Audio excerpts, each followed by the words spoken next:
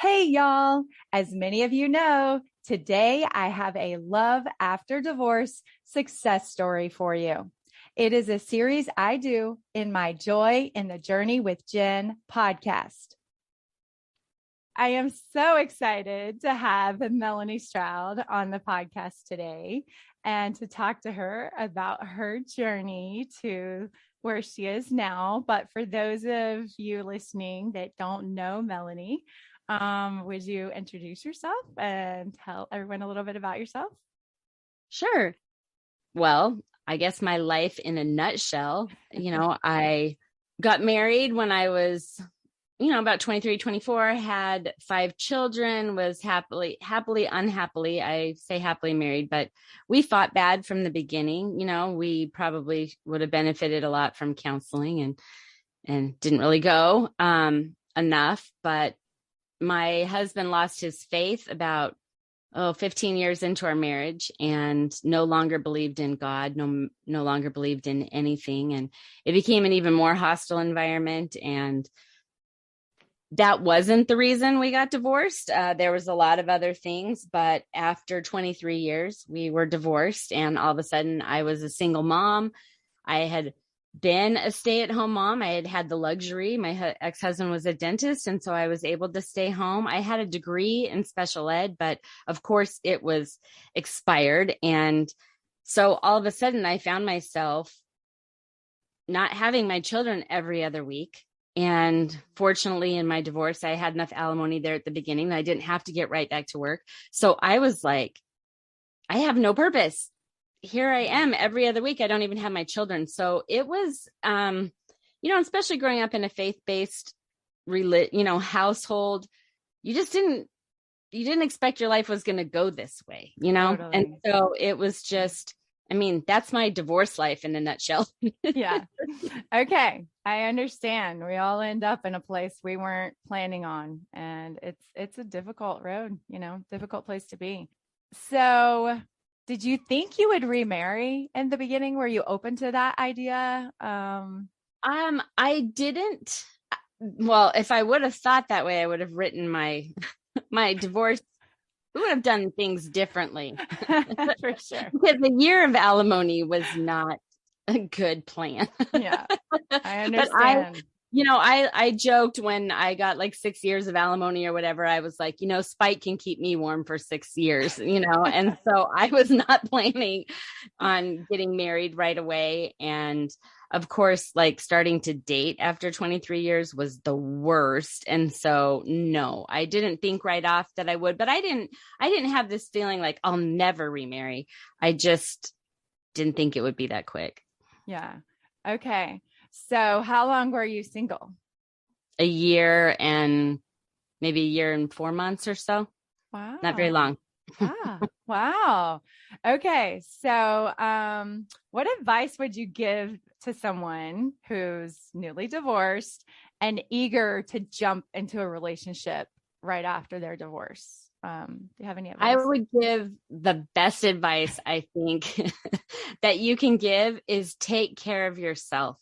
Because I spent that year heavily in therapy, reading all sorts of self-help books about marriage. Obviously, it wasn't, I think sometimes we like to get in this narrative where we're the victim of this terrible, person that we were married to. And we all have to open our eyes and see what our part in it was, because if you don't, then you're just going to take that same garbage into the next relationship. And I didn't want to do that, So true. So I spent a lot of time prayer, reading all this stuff, listening to all this stuff. And I had like little mantras like written all over my walls in my bathrooms. I had a Pinterest board set up that was like my broken heart. And I, would read all these things and put stuff up. But I had one on the wall in my bathroom that is still there. And it said, I am the only person that can give my children a happy mother who loves life. And I think so often women get obsessed with talking bad about their ex, being this big victim. And then who wants to marry that? Like, So who wants to date this bitter? Like, oh, do you want to hear what my son? And they can't get over it, you know? And there was a lot of praying I had to do. Help me to forgive. I remember at the beginning, I was just like every day, like, help me not to be jealous. Help me not to be jealous, because I was so afraid that for life, I would just be jealous of the, you know, new woman he was with or whatever. And so I had to do a lot of that, but I got to a place where all that sad and all that whatever, it was about October. I got divorced in January. It was about October. I really felt like I'm good. I'm not jealous. I'm in a better place. I'm happy. I was able to really feel happiness and joy. And then like a month, 2 months later, I found my husband. And I think we've got to get ourselves to a happy, good place where we're going to attract happy, good men. Because when we're sour and we're broken, we're going to attract people who prey on broken women. We're going to attract jerks. And I think it's going to take work on yourself and a lot of humility, I think, to go, where was I astray? Totally. So true. That is so important.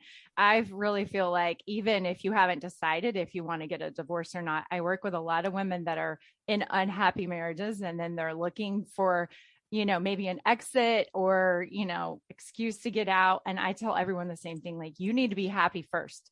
You Right. get happy with the Lord, you get straight with God, you get yourself in a happy, whole place, and then make a decision about where you want to go. And even whether that means you're still married or post, you know, divorce, Right. doesn't matter. You've got to get yourself to a happy, whole, healed place.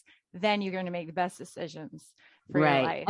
And sometimes it's hard to get to a happy, whole place in a bad marriage. Yeah. You know, like, and I would never, even to this day, like, tell someone to get divorced. If you're married to a good man who treats you good, work it out, because you can get married the next time around to this hunky young guy like I did, who's super good and kind and righteous and all the things, but it's just a different set of hard. I mean, I get on a plane every single week flying back and forth between Arizona and Georgia.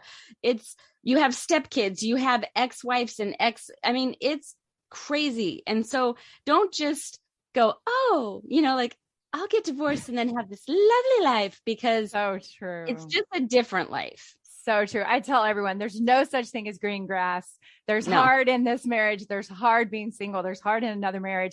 It's just different hard. And there's no better person to come together with than the father of your children. So if it's possible, work it out. Like, serious. I am so pro marriage if at all possible. And I'm pro counseling. You know, my ex-husband went like 2 times and hated it and wouldn't go. And when I remarried my current husband at the beginning, we did therapy together. We're both wrecked. Can you please help us go forward to address conflict differently, you know, like to do things. So true. Okay. So did you date anyone else in between before you met your husband now? Like your second husband? Was there someone else? Just a little bit. I had, if you're looking for someone within your faith base, there's not a lot. And so I met a couple guys through one of those like horrible dating apps. You know, one of them was in Las Vegas that I became really good friends with. We talked all the time, but we didn't really meet up. The first date I went on was actually someone I saw on that app that I had dated in college. Oh. And I was like, oh my gosh. So we went out and that was fun for me, but it wasn't like, woo, you know, this is so great. And so I dated a couple people like that, but nothing serious. And I just like to mess with people on those apps. It was bad. It was bad. I was like so sarcastic and crazy. And I don't think sarcasm transfers well, like written. So people probably just thought I was like insane. Oh, that's great. That's great. Okay. So what were you looking for the second time around? Did you have a list, or how did you know what you were looking for? What I wanted was kind. I just wanted somebody who would be kind and who loved the Lord. Those were my two, and they had to be funny. Like there was, but kind was at the top. Kind was at the top. And those were the three main things I was looking for. And honestly, I'm like, I don't care if this guy is big and hairy or whatever else. Like, just give me a good, kind guy, and they become more and more attractive, Yeah. So I think, and that's the advice I give every girl looking to get married and everything, like, just find a kind guy, because money comes and goes, looks come and go. We all get old or get fat or whatever else, but kindness, that's what rises to the top. Oh, so true. It's beautiful.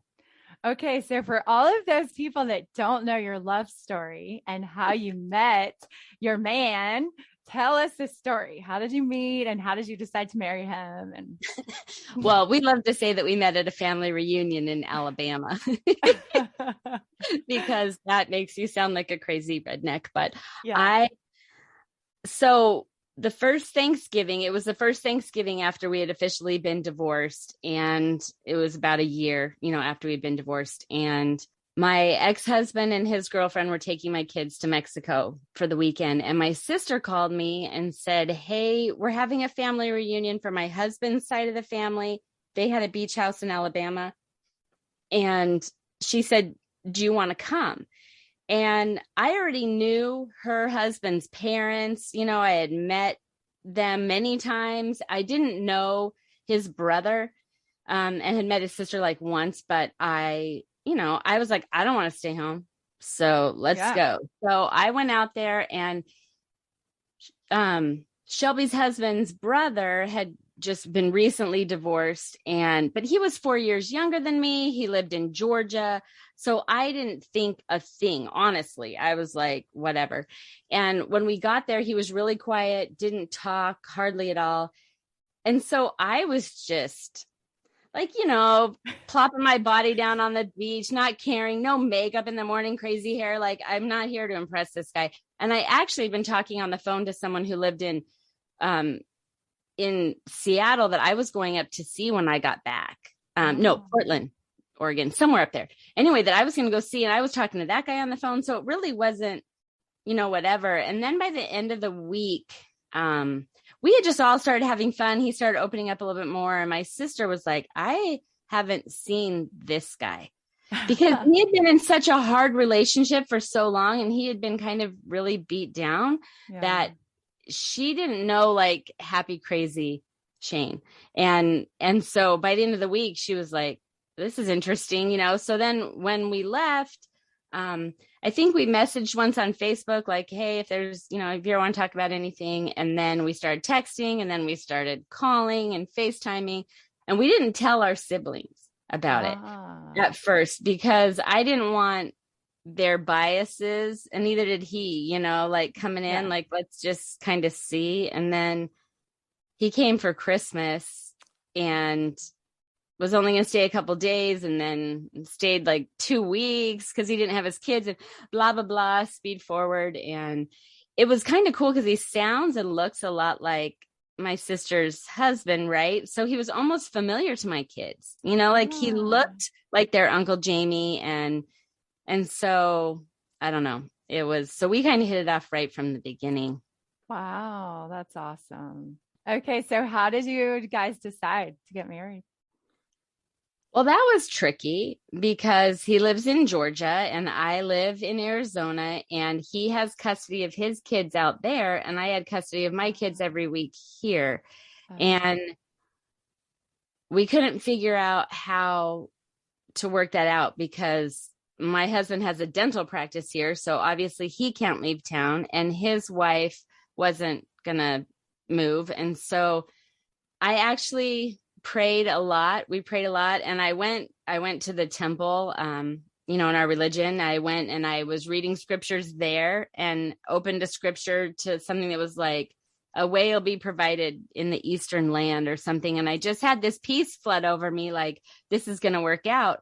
But I was like, financially, how do I stop getting this gigantic alimony payment from my ex-husband? We're going to have plane flights. We're going to have to do all this. Like, how do we do this? And my current husband has a good job, but he's paying half his money to his ex-wife, so I was like, and I just kept feeling like a way will be provided, a way will be provided. And so I was I was expecting someone to just be like, hey, we're going on a mission. Will you live in our house? Or, oh, I own a private jet. I'll fly you back and forth or whatever, Yes.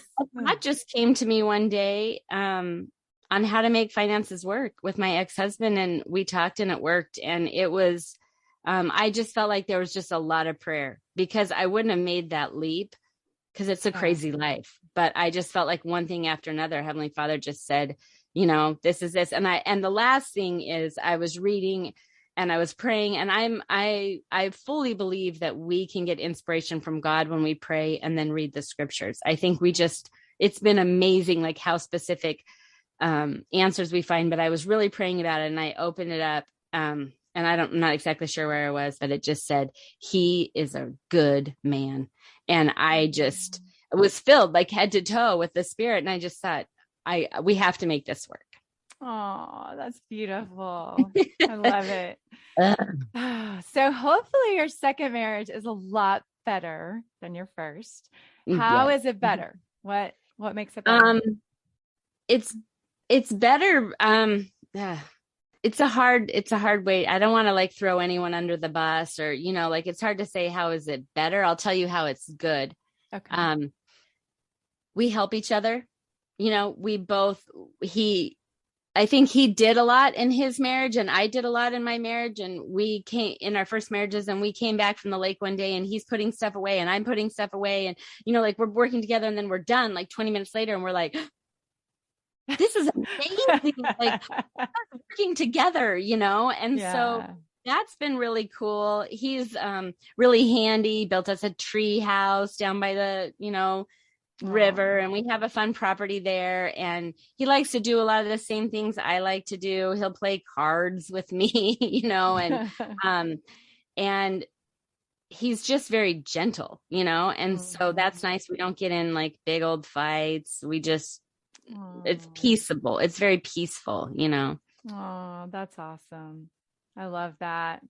Okay. So if you could go back and give yourself some advice, like on the day you were divorced, because that's a hard day. You and I both know, like you get married, you dream of a wedding day, you think about it your whole life when you're a little girl.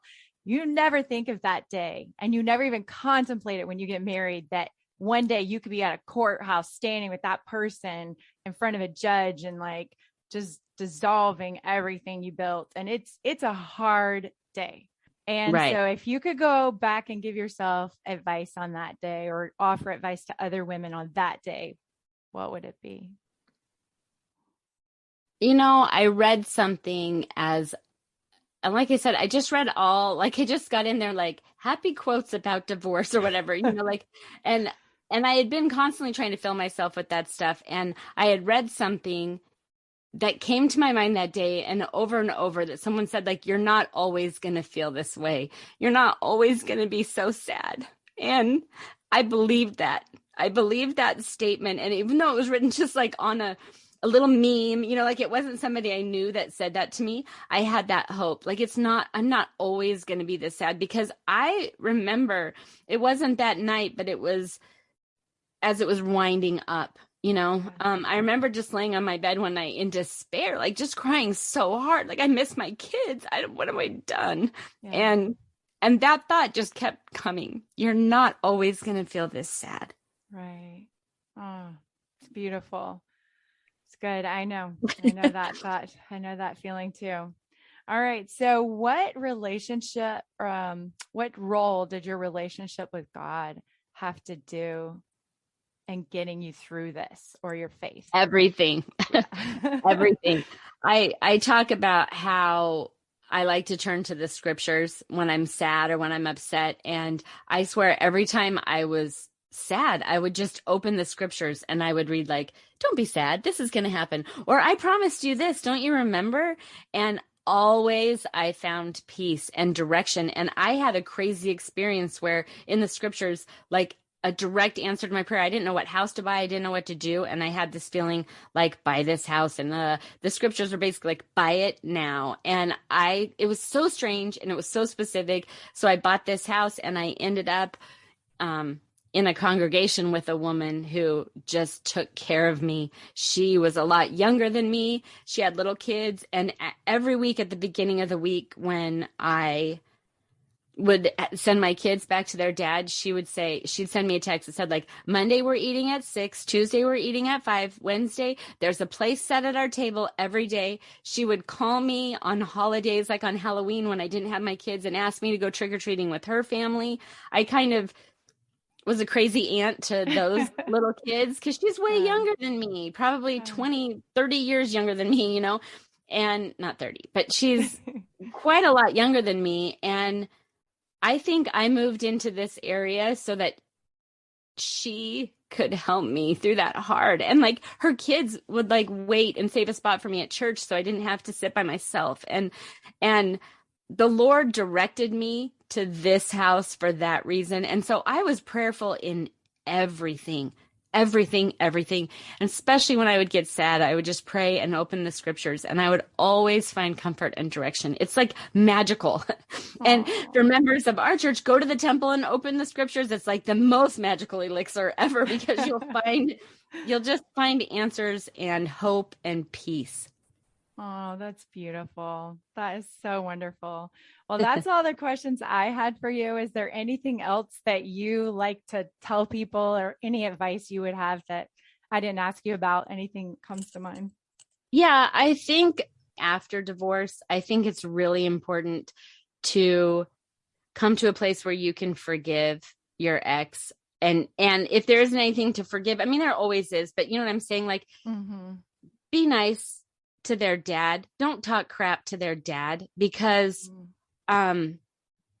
it's their dad. So anytime you say something bad about their dad, they have that blood in them too, and I want them to have a relationship with their dad. Like, the best thing you can have is a mom and a dad. And so if I have to go to this yucky place where I have to split from their dad, I don't want to take them from their dad. I don't want to say bad things about their dad all the time. And in the end, like, I've had some bad examples in my life that I've seen, and the women that are so critical and negative and always have something bad to say about dad, the kids end up liking dad better. The kids can see through it. And sometimes we want to make our ex a villain so that we can justify our divorce or our whatever. But all you're doing is making yourself a villain when you do that, and that you in that bitter, ugly state. And I always say to people too, this is probably my best advice beyond just be happy, just take care of yourself. Happiness attracts happiness. Goodness attracts goodness. And every happy occasion in your children's life is going to include both of you. Yeah. So make friends so that you can sit by them at the basketball game, so that you can be with them at the wedding and not snarling over there. I don't want my kids' weddings to be ugly events. I want them to be beautiful, and they're going to be ugly if I'm snarly. And so I just have to get over it. Get over it. Even if he did all the horrible things to you, pray to God and ask him to help you soften your heart and forgive for your children. Do it for your children, but do it for you. Like, who wants to be filled with snarly your whole life? Like, get over it. Like, I love him. I'll always love him. Yeah. I was with him for a long time. And even though it didn't end the way I wanted, he's a good dad. And I'm grateful that he has stepped it up as a good dad, and that he loves them. And I want my kids to love him too. And I don't want to hate him. Yeah. It's beautiful. It says a lot about your faith and strength to, be willing to work towards that. It doesn't come easily. It doesn't it's come something easily. You have to work at and try to do. And I told you, I prayed all the time, like, help me not to be jealous. Help me not to be mad. Help me not to talk bad, And at the beginning, I'm not saying I was always perfect about it, but I tried. And now that I've become way more cognizant of it, I try so hard to just be as good as I can. In talking to everybody about it, I'm like, I try to, just say what I see that's good. Yeah. Oh, it's hard. It's hard. Okay. And someone on the first day are like, oh, what are you telling me about being snarly? He did not. So true. And it takes that was my advice for the first day. but if you can start off just making a goal, like, I'm not going to talk bad about their dad. Wow. wow. Because So that is true. hard and it takes a while. It definitely just pray your head off. Yeah, so true. And sometimes it just means don't talk Yeah. about them, you know, Yeah. just If you have to don't. have a dartboard in your closet with this picture, you know, like that you like spread your clothes apart and throw the darts at it. And then when your kids come, you're like, oh, I'm glad you had fun with dad and his girlfriend, you know, that's fine. but you know, True. do what you have to do in your closets, but Yes. Yeah. put your smiles on as much as you can. And it's Oh, hard. It's hard. yeah. I'm not saying it's easy and I'm definitely not perfect at it, but Yeah. it was a goal. Yeah. That's awesome. That's so beautiful. Thank you so much for sharing your story. It's beautiful, inspirational. I love it. I know it will help so many other people Oh, to I hope hear. so. I hope so. And Yes. I hope it didn't sound like I was so, oh, I don't know. It sounded a little bit like, oh, forgive everything, be a magical person. And I'm not saying that at all. I definitely feel like without God, I would have been the bitter ball of hate in the corner. And I wouldn't have met Shane and I wouldn't have moved forward because I would have been so stuck on being mad. And I don't think we have the capacity as humans to get rid of all that hurt on our own. Yeah. Oh, so true. That's beautiful. Thank you so much. Thanks so much for listening. If this has been helpful to you, please go on iTunes or your favorite podcast app and give me a review. It will help other people find my podcast. And I know how crucial it can be to find encouragement when you're in the depths of a difficult divorce. Not only would I love your review, but I would like to know what you're struggling with right now and what questions you have that I can address here on my podcast. So find me on social media like Facebook or Instagram and send me a message. I will address your concerns in future podcasts.